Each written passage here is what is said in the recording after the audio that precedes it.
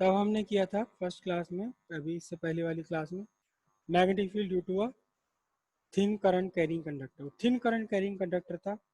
इस बार हम फाइंड कर रहे हैं magnetic field due to thick current carrying conductor, या इसको हम थिक करंट कैरिंग कंडक्टर का नाम कभी एग्जाम में सॉलिड सिलेंडर भी आया, सॉलिड सिलेंडर भी आया। ठीक है, सॉलिड सिलेंडर कह दो, थिक करंट कैरिंग कंडक्टर कह दो, दोनों एक ही बात है, दोनों का एक ही डेरिवेशन है, एक सही, बिल्कुल। ठीक है, अब देखिए कैसे करेंगे इसको।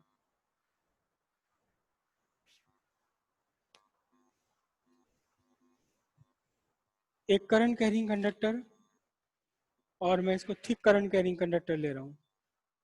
तो ये बनाया मैंने मोटा सा एक सिलेंडर जो एक्सटेंडेड है, एंड एक्सटेंडेड है दोनों साइड पर, यानी इनफाइनाइट है इसकी भी लेंथ, इनफाइनाइट लेंथ इसकी लेकर चल रहे हैं, लेकिन ये पतला नहीं है, ठीक है।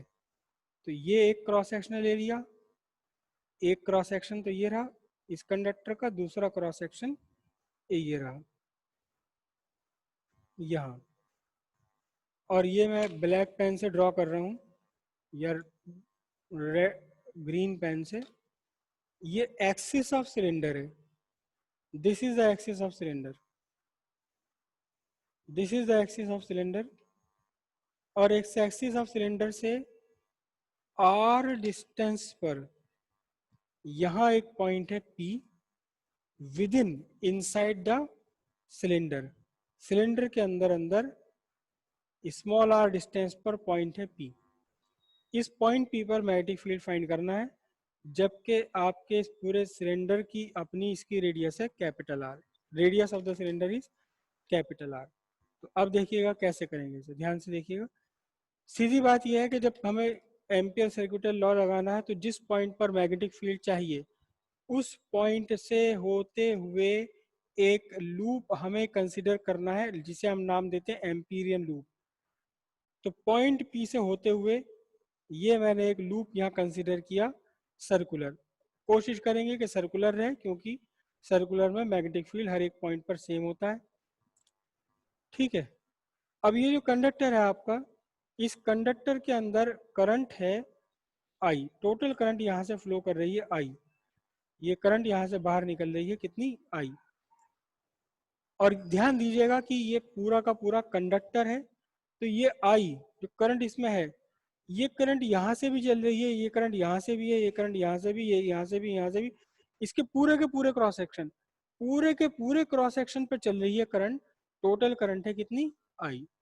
पॉइंट पी पर मैग्नेटिक फील्ड फाइंड करना है, तो पॉइंट पी से पास होता हुआ एक एक एम्पीरियन सर्कुलर लूप आपने कंसिडर कर लिया। अब ये जो एम्पीरियन सर्कुलर लूप है, इस लूप पर पॉइंट पी के अराउंड आपने कंसिडर करना है एक डीएल वेक्टर।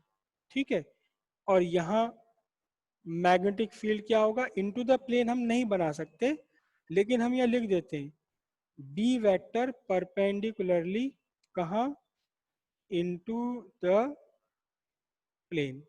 और डीएल क्या है, डीएल भी perpendicularly into the plane, DL भी ऐसे ही है, डीएल भी परपेंडिकुलरली इनटू द प्लेन है, और बी वेक्टर भी परपेंडिकुलरली इनटू द प्लेन है।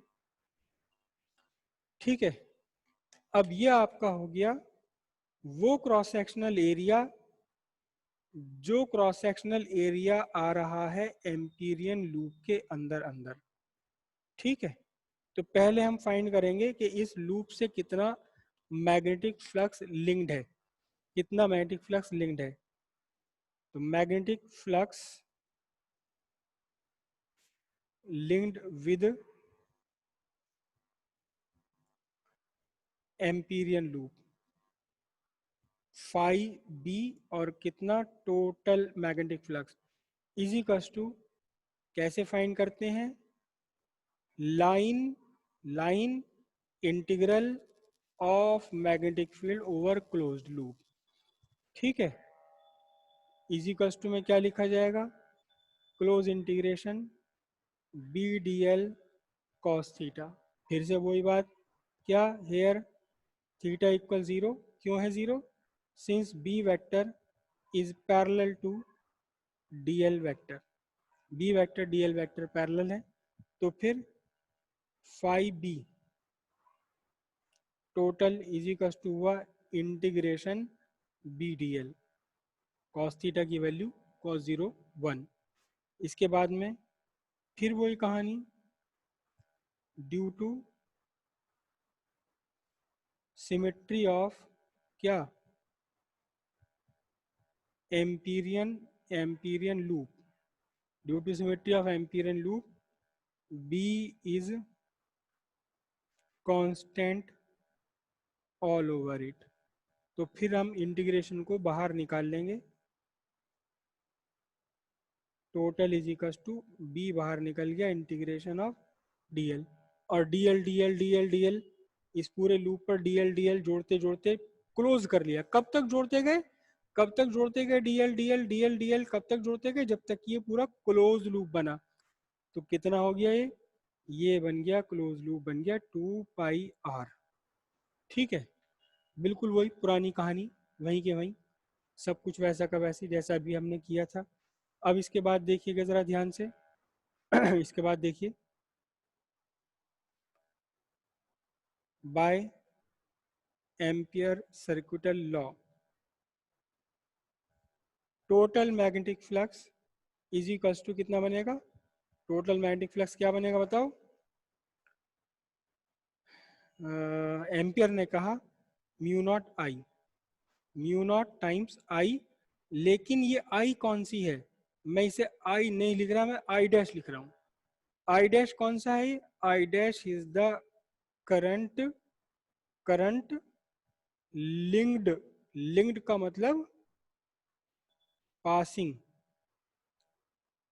पासिंग थ्रू,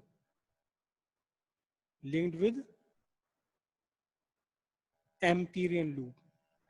जो करंट एम्पीरियन लूप से लिंक्ड है, जो करंट एम्पीरियन लूप से पास हो रही है, केवल वही लिए जाएगी इसमें आई डैश।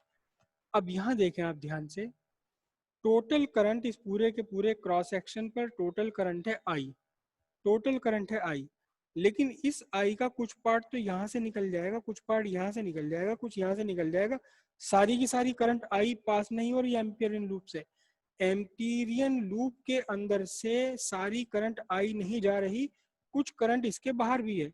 लेकिन यहाँ जो फॉर्मूला है, यहाँ हमें केवल केवल वो करंट लेनी है जो एम्पीरियन लूप से पास हो रही है, जो एम्पीरियन लूप से पास हो रही है। तो फिर हम क्या करेंगे, हम पहले फाइंड करेंगे कि इस पूरे क्रॉस सेक्शन पर, इस पूरे क्रॉस सेक्शन पर डिस्ट्रीब्यूटेड है आई। ये बिल्कुल वो वाला इक्वेशन है, वो डेरिवेशन है जो हमने किया था पहले, electric field due to charge non conducting solid sphere, वहां स्फीयर था, यहाँ सिलेंडर हो गया। अब डीएल इस पूरी आई में से कितना करंट है जो इस एम्पीरियन लूप से लिंक्ड हो गया, इसे फाइंड करेंगे कैसे हम, total current over the cross section of conductor is equal to I, total current over the cross section of conductor, इस पूरे कंडक्टर के क्रॉस सेक्शन पर कितनी करंट है, आई है। अब तो area of cross section of conductor, area of cross section of conductor कितना है, pi capital R square, hence current density, current density per unit area, J हमने पहले फाइंड करा था, current density per unit area, total current upon total area, pi R square. अब ये current हो गई किसी एक यूनिट क्रॉस सेक्शनल एरिया पर। तो अब हमें लेना है करंट कौन सा, वो करंट जो इस छोटे से एरिया से पास हो रही है, एम्पीरियन लूप से पास हो रही है। तो हम रखेंगे current passing through Amperian loop, I dash is equals to current per unit cross sectional area into area enclosed by Amperian loop.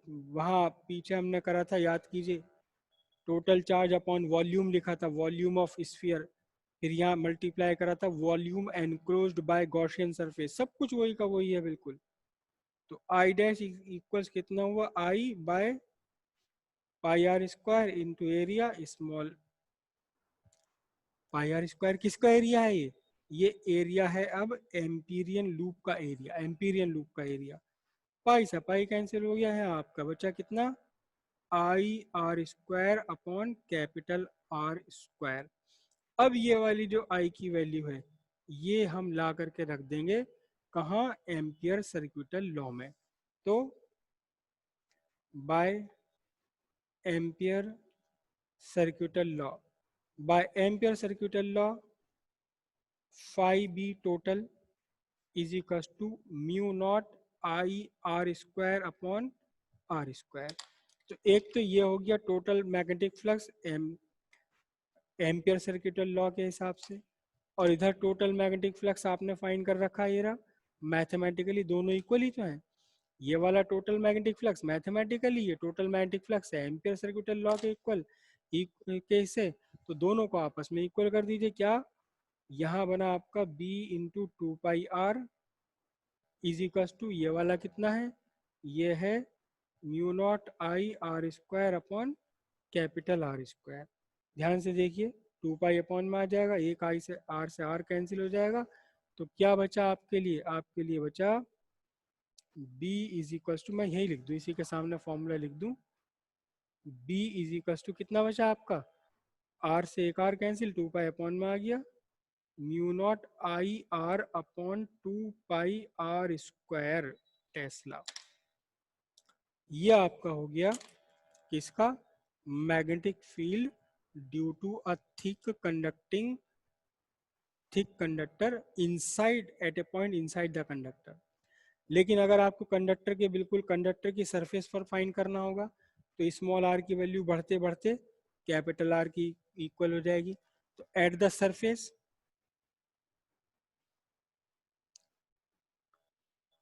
Eight the surface small R की वैल्यू कैपिटल आर के बराबर हो रही है, एक कैपिटल आर से capital R cancel हो गया, b is equal to mu naught I upon two pi capital R into T. ये तो सरफेस पर हो गया। और जब आप कोई पॉइंट ले लोगे कहाँ, इस सरफेस के बाहर, सपोज यहाँ आपने एक पॉइंट ले लिया, मैं हरे से बना रहा हूँ, तो अब आपको एम्पीरियन लूप कहाँ बनाना होगा, एम्पीरियन लूप ये वाला बनाना होगा आपको, पूरा का पूरा एम्पीरियन लूप ये बनेगा। तो एम्पीरियन लूप से कितनी करंट लिंक हो गई, सारी की सारी करंट आई लिंक हो गई है। आपको ये वाला सारा झंझटबाजी नहीं करनी पड़ेगी, ये सब नहीं करना पड़ेगा, सीधे सीधे क्या रखोगे, आई रखोगे, और तब आपका फॉर्मूला जो निकल कर आएगा, तब आपका यहाँ से फॉर्मूला निकल कर आएगा कौन सा, mu naught I upon two pi small R, बस ये स्मॉल आर में कन्वर्ट हो जाएगा। ठीक है, तो यहाँ लिख दूं मैं क्या, outside the conductor, outside the conductor क्या बनेगा, mu naught I upon two pi small R tesla. यहाँ ये जो आर है, it is greater than capital R, it is greater than capital R. यहाँ क्या है, इस वाले फॉर्मूले में आपका जो आर है, it is less than capital are, और इस फॉर्मूले में आर किसके इक्वल हो गया था, कैपिटल आर के इक्वल हो गया था, तो वो कैंसिल हो गया, यहाँ स्मॉल आर कैंसिल नहीं हो जाएगा।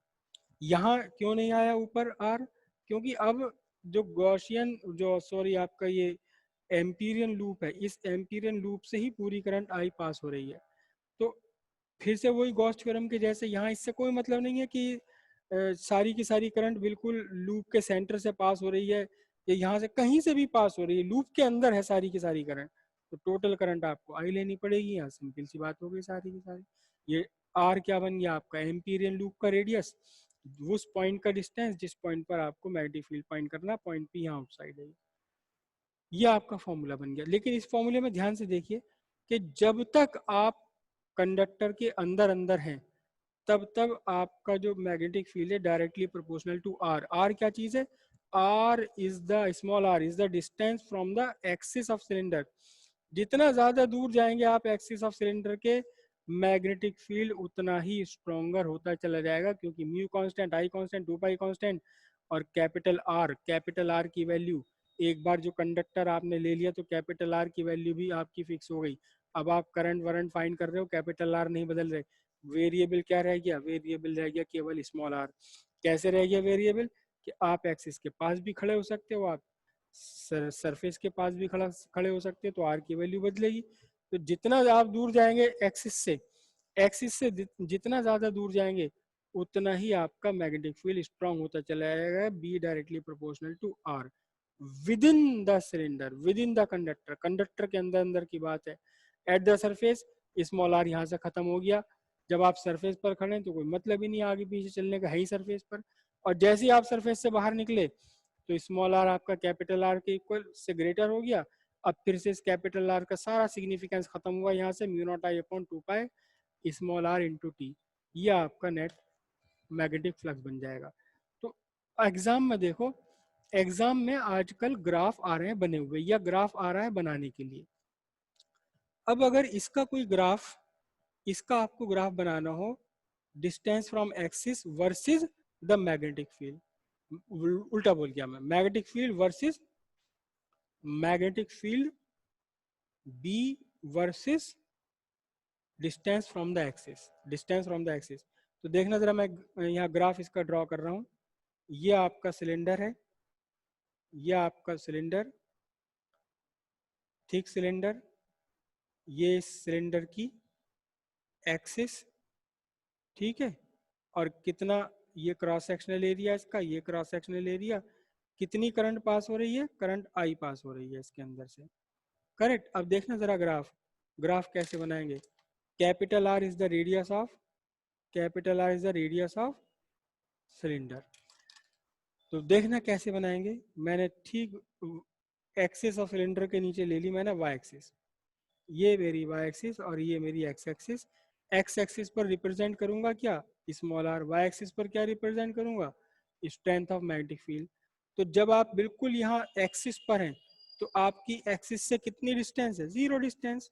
ये देखिए स्मॉल आर हमने क्या लिया हुआ है इस फॉर्मूले में, small R is the distance of point. कौन सा पॉइंट, जिस पॉइंट पर आपको मैग्नेटिक फील्ड स्ट्रेंथ फाइंड करनी है, डिस्टेंस ऑफ द पॉइंट, कहाँ से डिस्टेंस, एक्सिस ऑफ सिलेंडर से। अगर आप सिलेंडर की एक्सिस पर ही खड़े हैं तो आर की वैल्यू कितनी होगी, जीरो। जब आर की वैल्यू जीरो होगी, इस फॉर्मूले में आर की वैल्यू जीरो रखेंगे, पूरा का पूरा मैग्नेटिक फील्ड आपका जीरो हो जाएगा, जीरो मैग्नेटिक फील्ड। जब एक्सिस पर है, जब आप एक्सिस पर खड़े हैं तो जीरो मैग्नेटिक फील्ड। अब एक्सिस से जितने ज्यादा दूर जाएंगे वैसे वैसे आपका मैग्नेटिक फील्ड स्ट्रेंथ बढ़ती चली जाएगी लीनियरली। यहाँ आपका जो मैग्नेटिक फील्ड है it is directly proportional to the distance. और कहाँ जा करके, जहां आपका ये डिस्टेंस इक्वल हो गया कैपिटल आर के, जहां आपका डिस्टेंस, ये डिस्टेंस कैपिटल आर के इक्वल हो गया, वहां पहुंचकर आपका मैग्नेटिक फील्ड स्ट्रेंथ मैक्सिमम हो जाएगी। यहाँ बनाऊं मैं इसे, ऊपर काट दूं, यहाँ पहुंचकर मैक्सिमम हो जाएगी मैग्नेटिक फील्ड स्ट्रेंथ, कितनी हो जाएगी, mu naught I upon 2 pi capital are, ये बी की मैक्सिमम वैल्यू है। और फिर जैसे ही अब आप यहाँ से दूर जाएंगे फिर से क्या होगी, इनवर्सली प्रोपोर्शनल टू आर हो जाएगा। तो फिर अब आपका ग्राफ क्या बनेगा, अब आपका ग्राफ ये बनेगा, ये बनेगा आपका B inversely proportional to R. इस तरह के ग्राफ बनाने के लिए बहुत ज्यादा आ रहा है एग्जाम में, इस टाइप के ग्राफ बहुत ज्यादा एग्जाम में पूछे जा रहे हैं। और ग्राफ बनाना बिल्कुल आसान होता है, बिल्कुल आसान होता है, अगर आपको दोनों चीजों का वेरिएशन पता है। बी वर्सेस आर बनाना था आपको, आपको फॉर्मूला पता हो, आपको पता हो इनमें कौन कौन कॉन्सेंट है और कौन किसके साथ किस टाइप की प्रोपोर्शनलिटी में है। यहाँ मैग्नेटिक फील्ड डायरेक्टली प्रोपोर्शनल है डिस्टेंस फ्रॉम द एक्सिस